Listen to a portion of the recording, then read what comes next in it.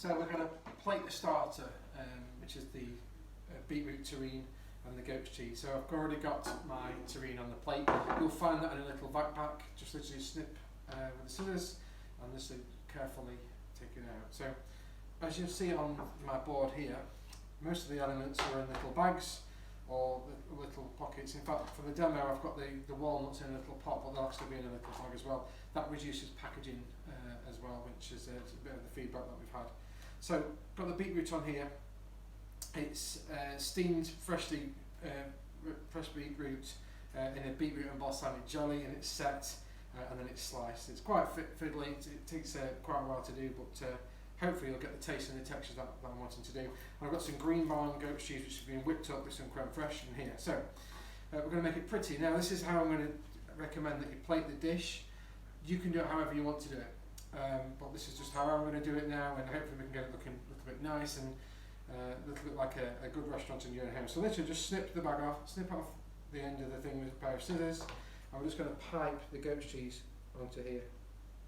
Again, you can do this however you want to do it, it's up to you, but this is just how I'm going to do it.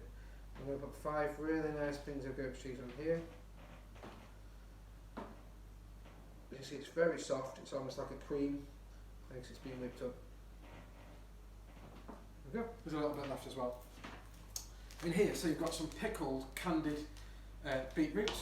So this has been in a pickling liquor through the mandolin, and they're quite pretty, through all lines and stuff like that, so you can see them there. So you can literally put these wherever you want to put them. I'm just going to put them like this.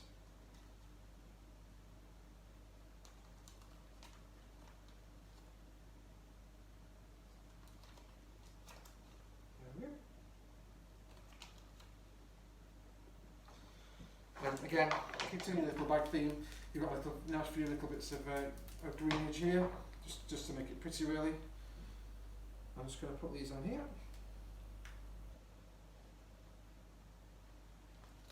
Very simple. It's nice that you can create something in your own kitchen.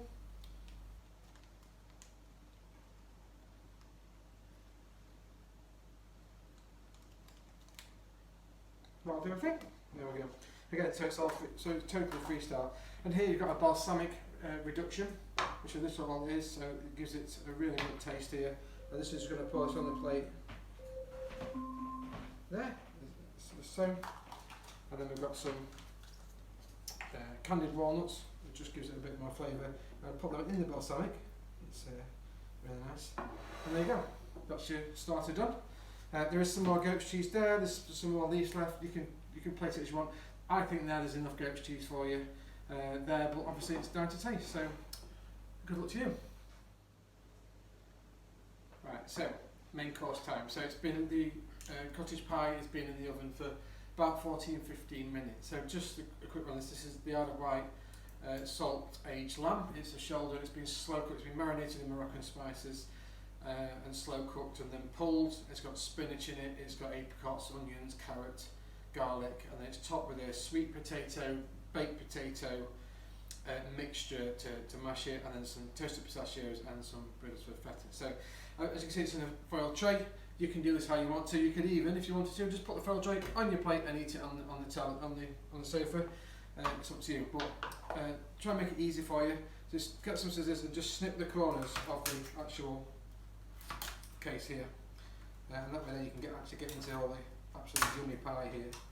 We're going to do there, and then you get your spatula. Fine, you could probably run down the sides of it first, actually, so stop it coming to bits like mine's doing here. And then literally get right under it here, and literally put it on here. It's a rustic dish. It's oops, there we go. It's a very rustic dish, very warming for this time of year. Then you've got the broccoli, which has been in the microwave for 60 seconds or something on there. Sorry, did it wrong. You've got your sriracha sauce. So this is optional. It's quite spicy. It's quite warm, but it goes really well with the dishes. So this is the beef stock tomato reduction with some sriracha in it and salt and pepper. I'm literally just going to get all that out of the bowl here and put it on our plate. And here, there we go. I'm going to give it a good old-fashioned smear all the way around there. Look. There we go. Now get your broccoli with my asbestos fingers and literally just place it on next to it on top of the thing. You've got some little yummy pots here, so now you've got some more of this lovely, beautiful Brussels feta. And literally I'm just going to crumble that on top of the broccoli, just gives it a saltiness, and I put the rest of it on top of the pie. And then some pomegranate seeds. Again, this goes really well with the feta and the theme. You can put them where you want, so I'm going to put on the broccoli and I put them a bit on the top there. And there you go, there's your main course. So you've got the slow cooked pulled shoulder of lamb, cottage pie which is all Moroccan spice, you've got the sweet potato and potato topping, you've got the Tennyson broccoli, feta and the sriracha sauce. Hope you enjoy it. So dessert, so this is a chocolate fondant, it's really rich and slightly different. You're going to bake it at home. So what you've found in your little box here, you've got a little foil tray that's been lined with butter and cocoa powder. That's important you keep that into the fridge right until the very last second. And then you've got your fondant mix which is in here. So very important, the oven, 180 degrees centigrade. This is a fan oven. If it's not a fan, it needs to be 200. So it's gas mark 6 if you've got a gas assisted oven, gas fan oven, or gas mark 7 if it's not. So 180 degrees fan, 200 degrees normal. Make sure it's at temperature. This is really important you get this right. So we're going to put all this in it. So we need to squeeze as much mixture out of this as possible. So on your instructions, it'll tell you to get this out of the fridge about half an hour before you're gonna bake it. So again, scissors onto the bag and squeeze as much as you can into this. Try not to get any on the sides if you can help it, because that way it'll really help it rise.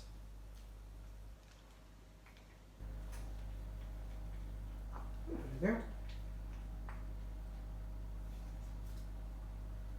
Just dab it down. Give it a little tap, and there you go. I don't know if you can see that, you should be able to see that, and there we go. So it's going to, and the baking tray in there. So it's going to go in the oven, say 180 degrees fan or 200 not fan. It's going in for 11 minutes.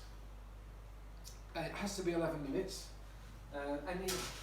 Any longer than 11 minutes, it's going to overcook it, and you're going to get a lovely warm, moist chocolate cake.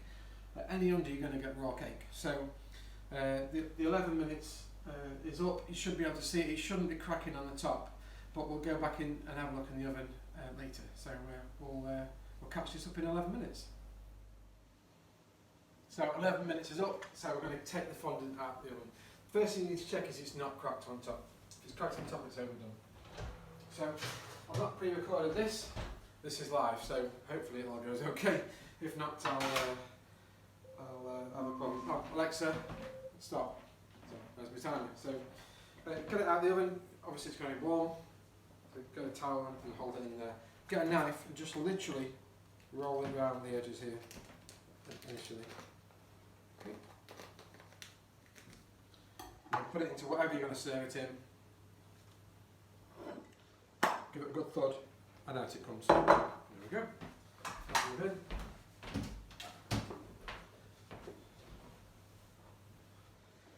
So, for demo, I'm just going to make sure this is all runny in the middle. I hope it is. So I haven't got another one to do. So there we go. So I'm going to get a knife.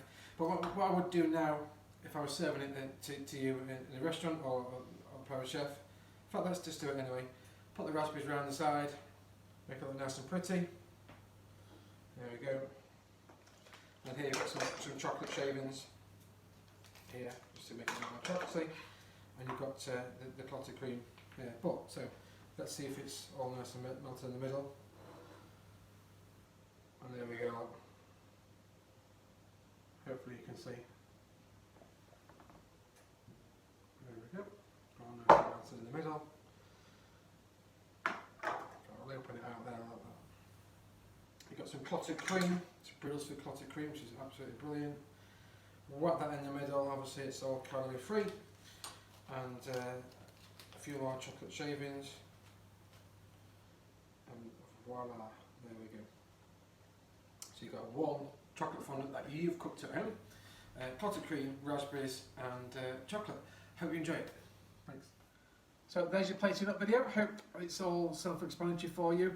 Just a tip again, just be really careful with the terrine, it's really fragile, and make sure that oven's to temperature for that chocolate fondant you're baking at home. Should just tip out and be easy. So thanks everyone for ordering. Now, my next and last Yummy Box this year is December 17th. That's the charity Yummy Box, and I've got about 170 sold so far. I've got a few more to go. So if you've not ordered it already, please have a look at it on my website, or if you have, tell your friends about it, your family and stuff like that, and let's get us to our target. Thanks very much.